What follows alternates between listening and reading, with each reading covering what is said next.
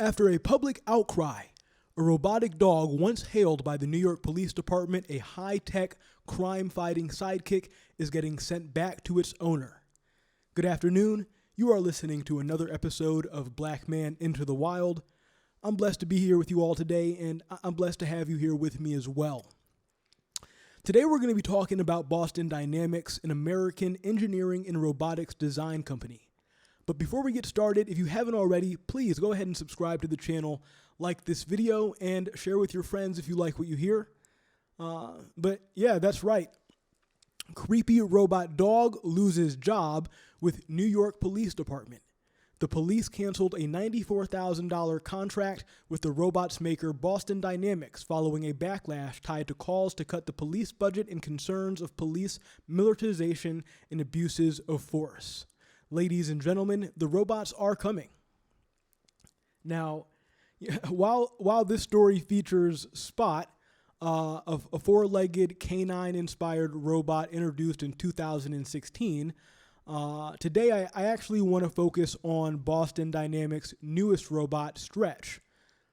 Now, Boston Dynamics, they're all about changing your idea of what robots can do.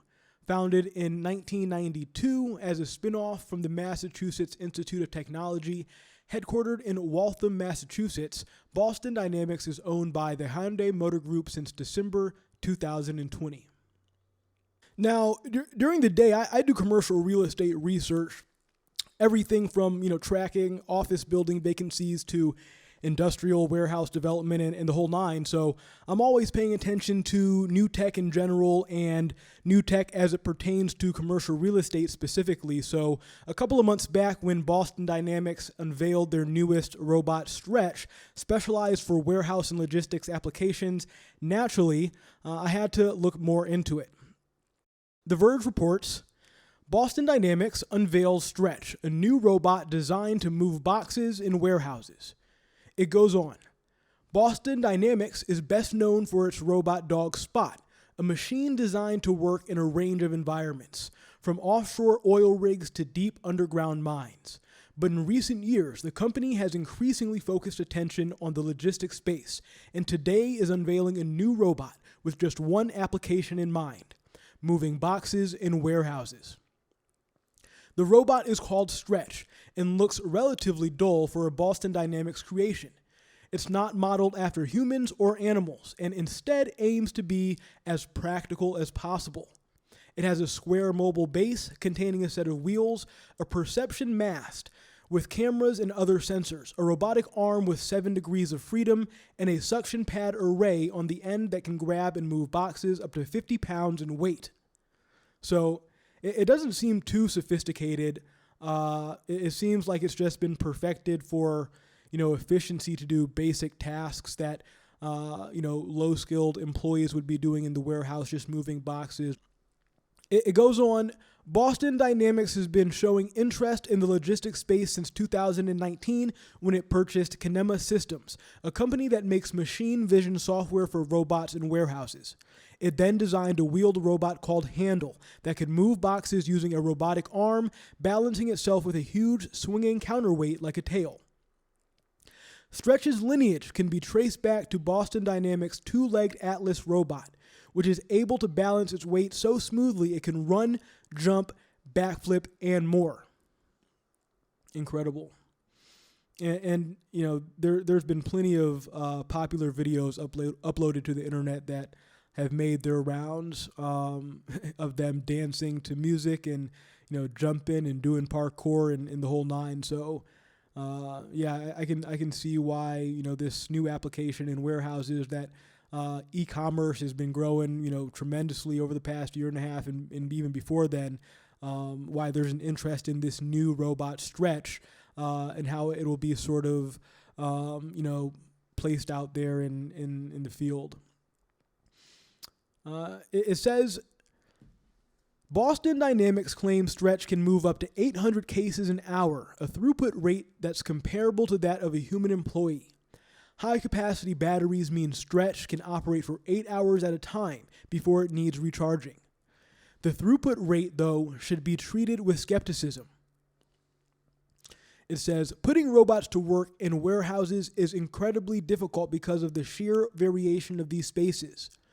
Workflows can change on a daily basis as different goods come and go, and what's often valued is flexibility. The inability of machines to handle these challenges so far is what's led to an all-or-nothing dynamic in automation. You either remake the entire warehouse so it's regular enough for machines to understand, or you stick with humans, masters of the unknown. I think one of the most popular case studies of recent is Tesla and what they're doing with their manufacturing, warehouse facilities, and just how they're able to vertically integrate, the different, production lines and so on and so forth, to be able to actually understand, where the efficiencies are with using, general robotics throughout, or where, humans can come in and actually do the detailed, meticulous tasks. It says, Boston Dynamics' big claim is that Stretch will be able to bridge this divide. The company says the robot can be operated by anyone with just a few hours of training. And that its mobile base means it can slot into spaces designed for humans. Will it work? We'll only find out once Stretch gets to grips with the job.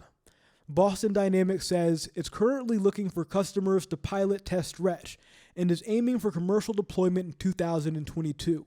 So that's, 6-7 months down the road. And, to answer the question, are robots coming? I would say yes.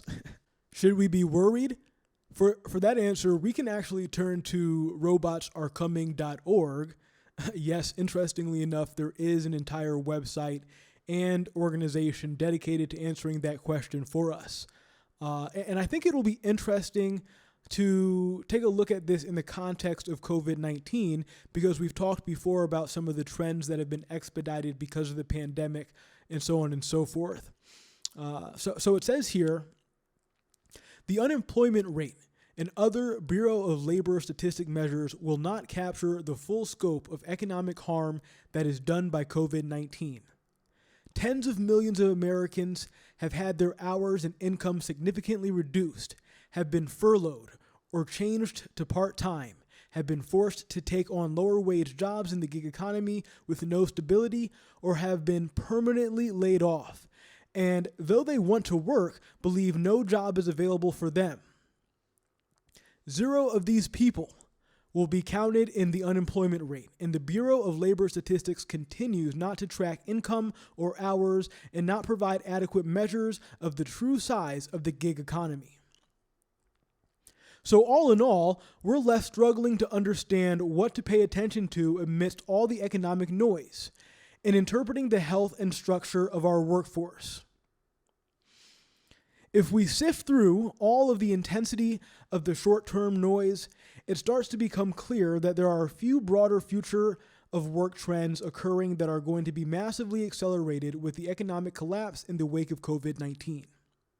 To be clear, none of these trends are new, but the important insight is that the recession will rapidly and dramatically accelerate these trends to levels that will have a significant and permanent impact on the structure of our labor market.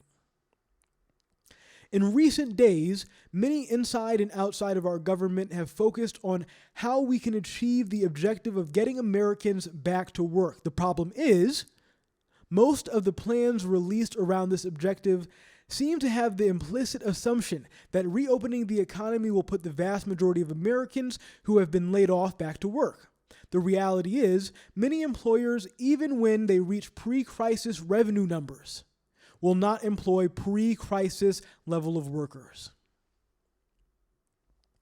As a number of economists have proven, there is a strong correlation between economic recessions and a rise in employer adoption of increased automation. Their research suggests that during recessions, employers tend to lay off less skilled employees and replace them with a combination of technology and a fewer number of higher skilled workers.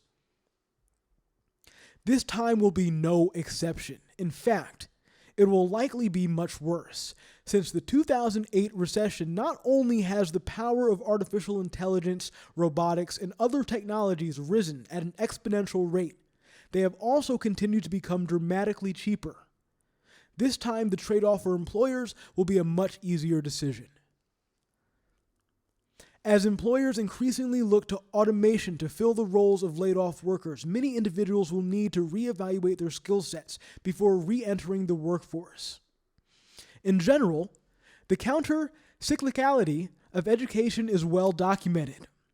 But given the rapid acceleration of automation mentioned above, the skills gap, the gap between the skills that individuals have and the skills employers will demand, will be much higher than in previous recessions, significantly increasing friction in the labor market.